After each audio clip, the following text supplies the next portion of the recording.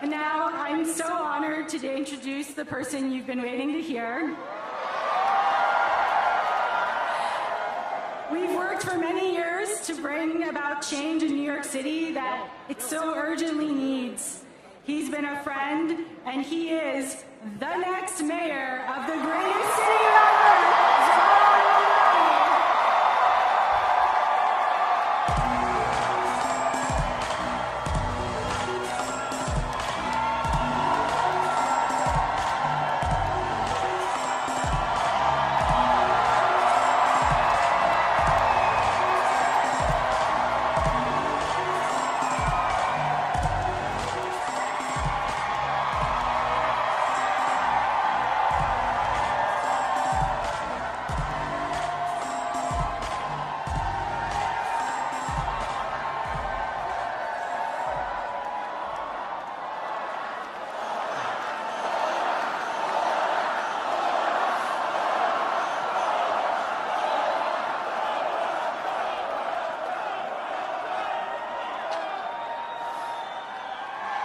Thank you, my friends.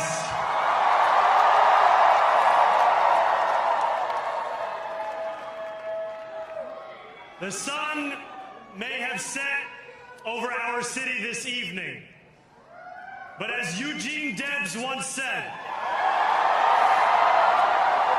I can see the dawn of a better day for humanity. For as long as we can remember, the working people of New York have been told by the wealthy and the well-connected that power does not belong in their hands.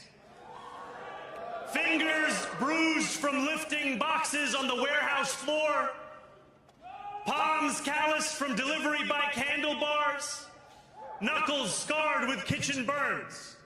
These are not hands that have been allowed to hold power. And yet, over the last 12 months, you have dared to reach for something greater. Tonight, against all odds, we have grasped it. The future is in our hands. My friends, we have toppled a political dynasty.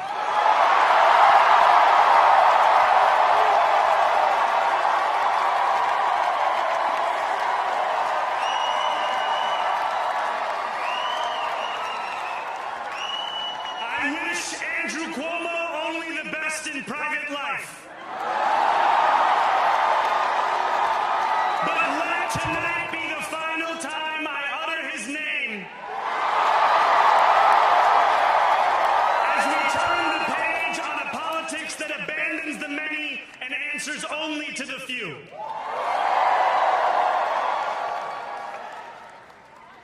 New York, tonight you have delivered a mandate for change. A mandate for a new kind of politics. A mandate for a city we can afford. And a mandate for a government that delivers exactly that. On January 1st, I will be sworn in as the mayor of New York City.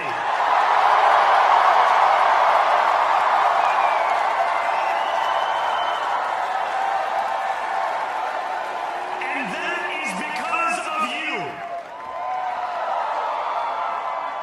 So before I say anything else, I must say this. Thank you. Thank you to the next generation of New Yorkers who refused to accept that the promise of a better future was a relic of the past. You showed that when politics speaks to you without condescension, we can usher in a new era of leadership. We will fight for you because we are you. Or as we say on Steinway, ana minkum wa ilaykum.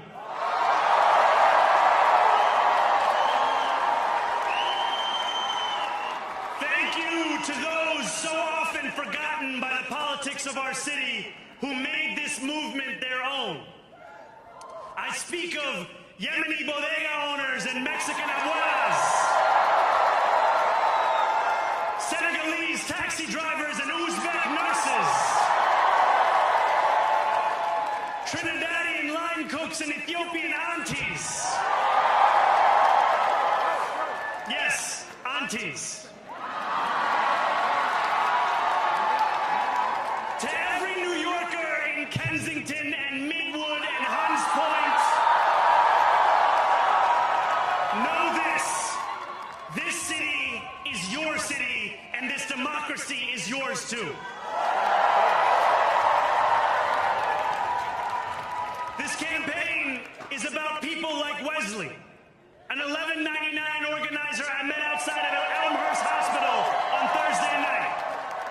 A New Yorker who lives elsewhere, who commutes 2 hours each way from Pennsylvania because rent is too expensive in this city.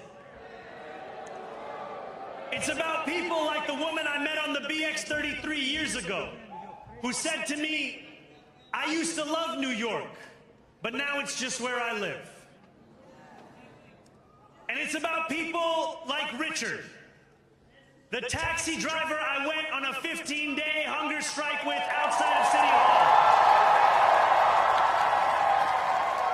who still has to drive his cab 7 days a week. My brother, we are in City Hall now.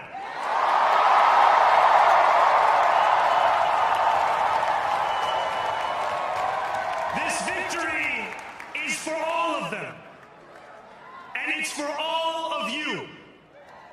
The more than 100,000 volunteers who built this campaign into an unstoppable force. Because of you, we will make this city one that working people can love and live in again. With every door knocked, every petition signature earned, and every hard-earned conversation, you eroded the cynicism that has come to define our politics. Now I know that I have asked for much from you over this last year. Time and again, you have answered my calls. But I have one final request. New York City, breathe this moment in. We have held our breath for longer than we know. We have held it in anticipation of defeat. Held it because the air has been knocked out of our lungs too many times to count. Held it because we cannot afford to exhale. Thanks to all of those who sacrificed so much, we are breathing in the air of a city that has been reborn.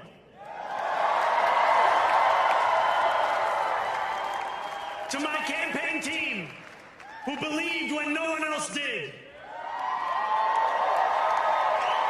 and who took an electoral project and turned it into so much more, I will never be able to express the depth of my gratitude.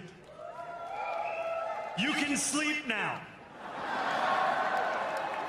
To my parents, Mama and Baba, you have made me into the man I am today. I am so proud to be your son. And to my incredible wife, Rama,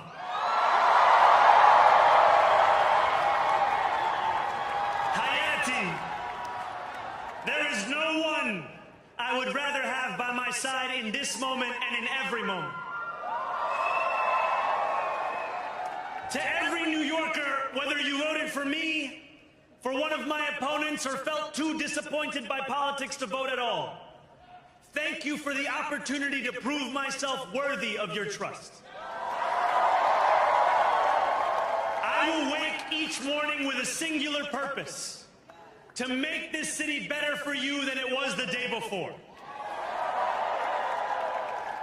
There are many who thought this day would never come, who feared that we would be condemned only to a future of less.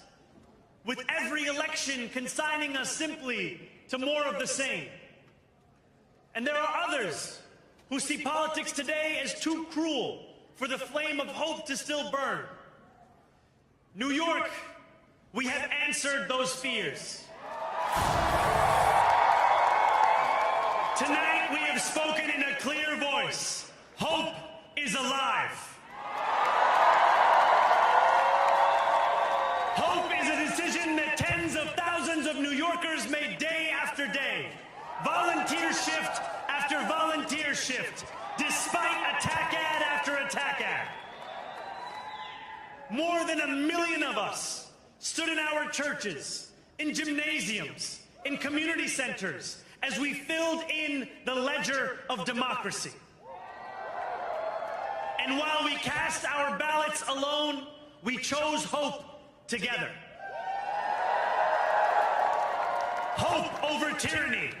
Hope over big money and small ideas. Hope over despair.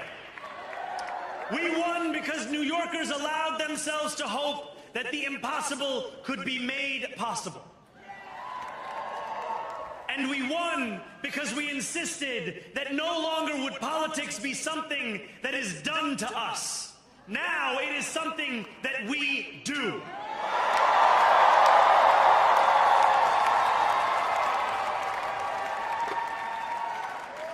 Standing before you, I think of the words of Jawaharlal Nehru.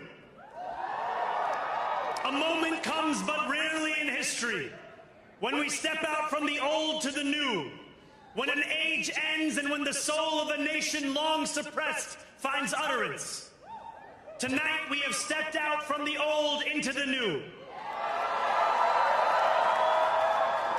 So let us speak now with clarity and conviction that cannot be misunderstood about what this new age will deliver and for whom. This will be an age where New Yorkers expect from their leaders a bold vision of what we will achieve, rather than a list of excuses for what we are too timid to attempt. Central to that vision will be the most ambitious agenda to tackle the cost of living crisis that this city has seen since the days of Figueroa LaGuardia.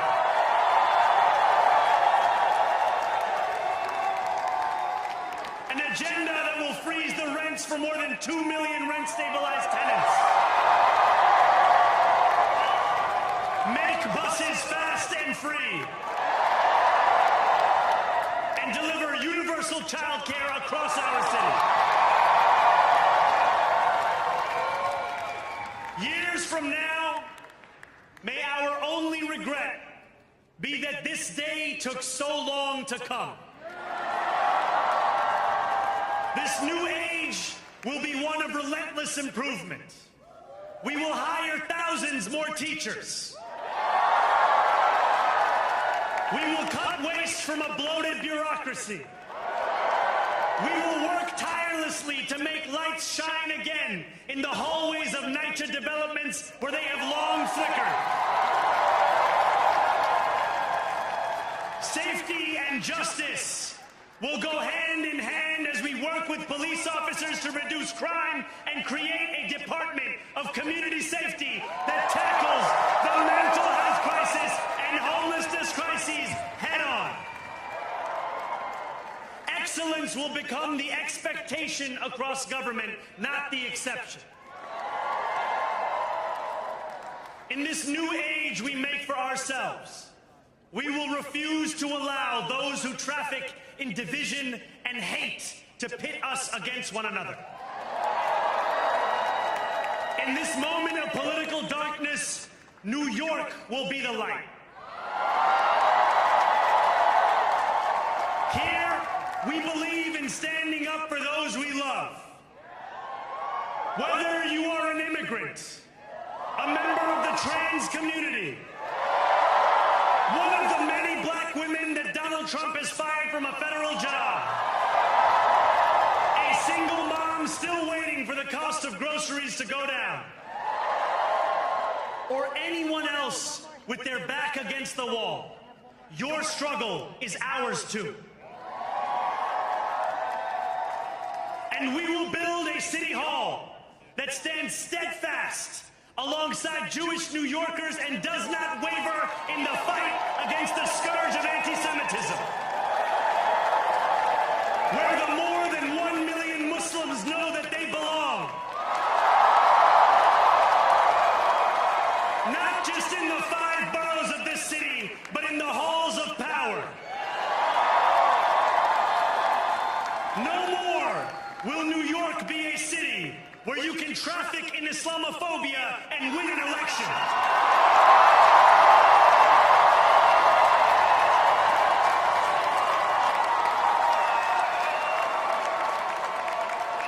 This new age will be defined by a competence and a compassion that have too long been placed at odds with one another.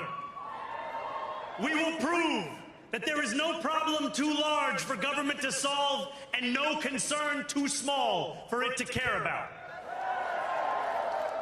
For years, those in City Hall have only helped those who can help them. But on January 1st, we will usher in a city government that helps everyone. Now, I know that many have heard our message only through the prism of misinformation. Tens of millions of dollars have been spent to redefine reality and to convince our neighbors that this new age is something that should frighten them. As has so often occurred, the billionaire class has sought to convince those making $30 an hour that their enemies are those earning $20 an hour. They want the people to fight amongst ourselves so that we remain distracted from the work of remaking a long broken system. We refuse to let them dictate the rules of the game anymore. They can play by the same rules as the rest of us. Together, we will usher in a generation of change. And if we embrace this brave new course, rather than fleeing from it, we can respond to oligarchy and authoritarianism with the strength it fears, not the appeasement it craves.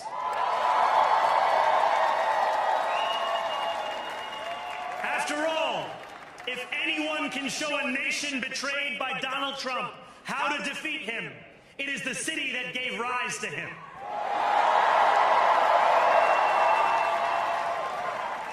And if there is any way to terrify a despot, it is by dismantling the very conditions that allowed him to accumulate power. This is not only how we stop Trump, it's how we stop the next one. So Donald Trump, since I know you're watching, I have 4 words for you. Turn the volume up.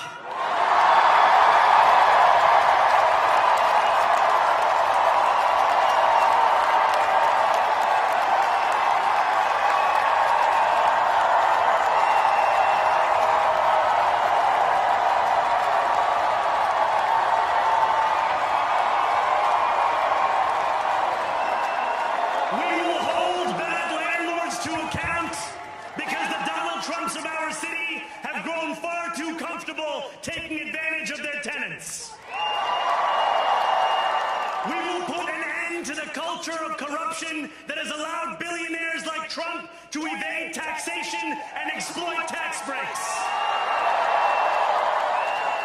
We will stand alongside unions and expand labor protections because we know, just as Donald Trump does, that when working people have ironclad rights, the bosses who seek to extort them become very small indeed.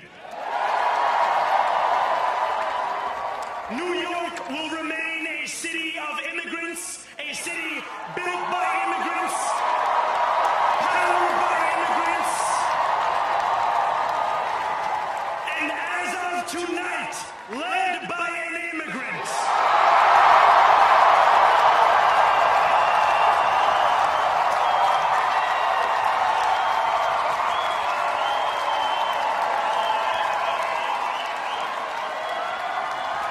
So hear me, President Trump, when I say this.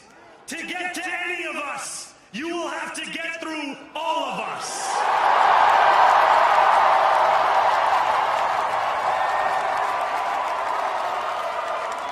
When we enter City Hall in 58 days, expectations will be high. We will meet them. A great New Yorker once said that while you campaign in poetry, you govern in prose. If that must be true, let the prose we write still rhyme, and let us build a shining city for all. And we must chart a new path, as bold as the one we have already traveled.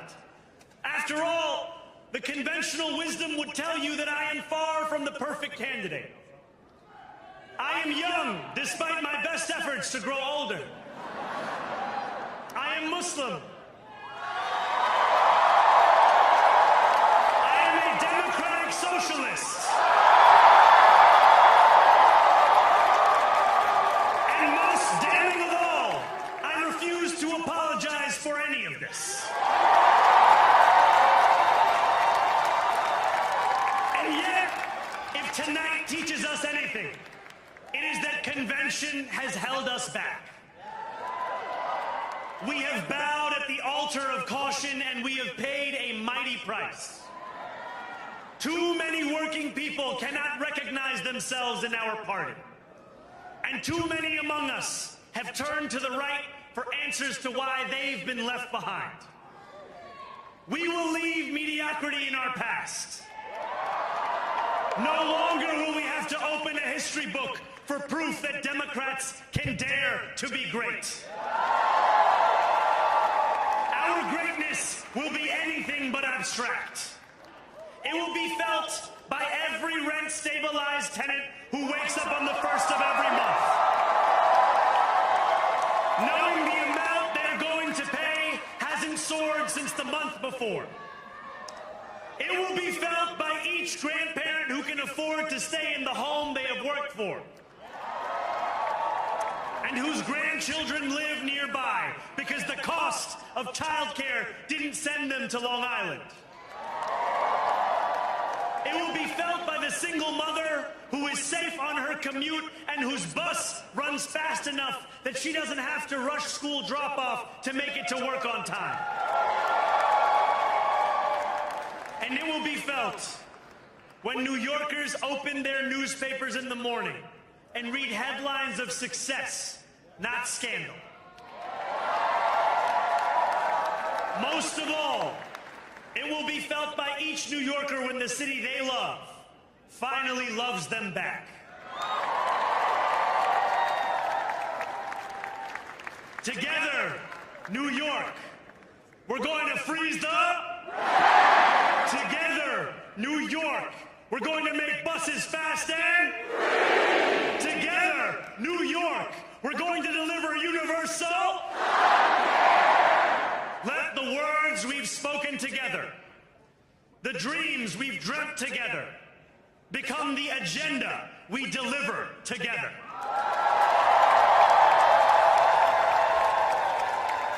New York, this power, it's yours.